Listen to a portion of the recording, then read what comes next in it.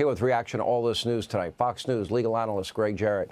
You know, I'm watching the reaction, and I think all the stories. I learned a lesson, Greg, and I've told you this before.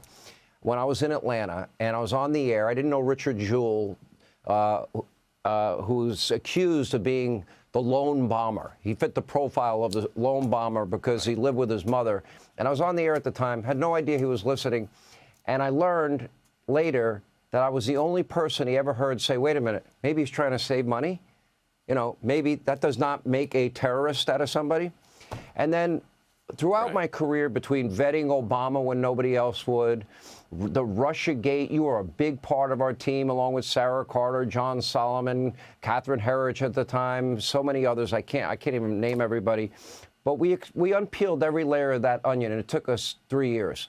Then we have FISA abuse, and we got to the bottom of that. Then we got to the bottom of impeachment 1, impeachment 2, all of this lawfare. But also, there were other cases. We were right on this program on Ferguson, Missouri. We were right on Freddie Gray, Baltimore. I was right about Duke lacrosse because I took the time to go meet with family members, and I knew they had exculpatory evidence. Right about UVA, and I can continue. The reason legacy media is failing is because they rush to judgment constantly, and they always get it wrong. And they've been wrong about Donald Trump, and they'll never apologize or acknowledge. I know a long statement leading into you, but how does this end?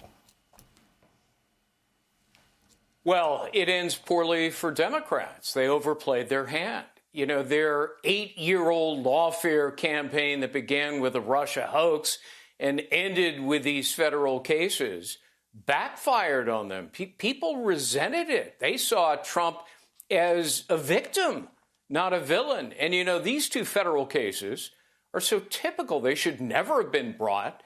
No fair or neutral prosecutor would have done it. They were purely political, legally anemic.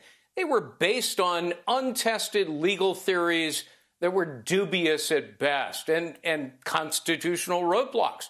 The Supreme Court blew a big hole in the J6 case on immunity grounds, but they also said obstruction charges you're using, you are misusing them.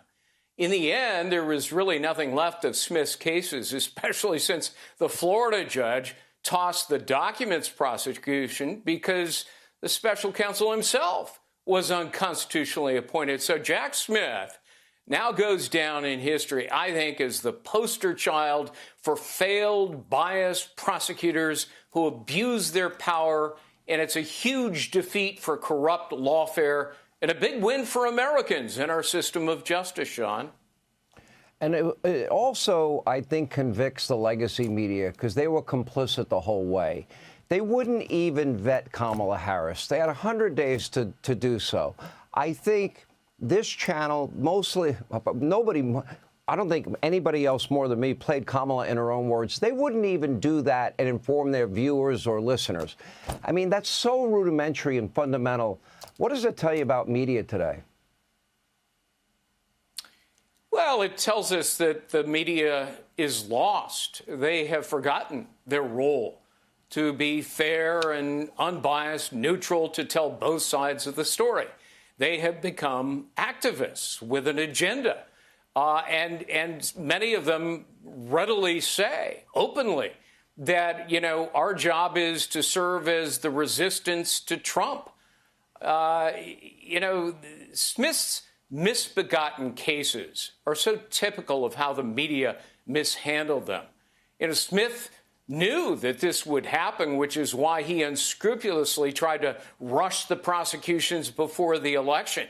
And when he failed, then he attempted to harm Trump's chances at the ballot box by releasing to the public damaging documents right before the election. They were one-sided. They were exaggerated. He violated DOJ rules.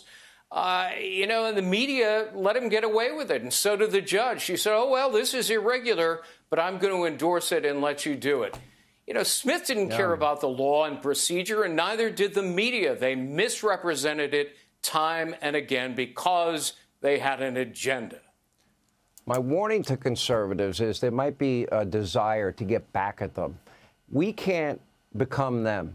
And we have to reject this outright, clean it all up so it can't happen again, and restore constitutional order. Gregg Jarrett, thank you.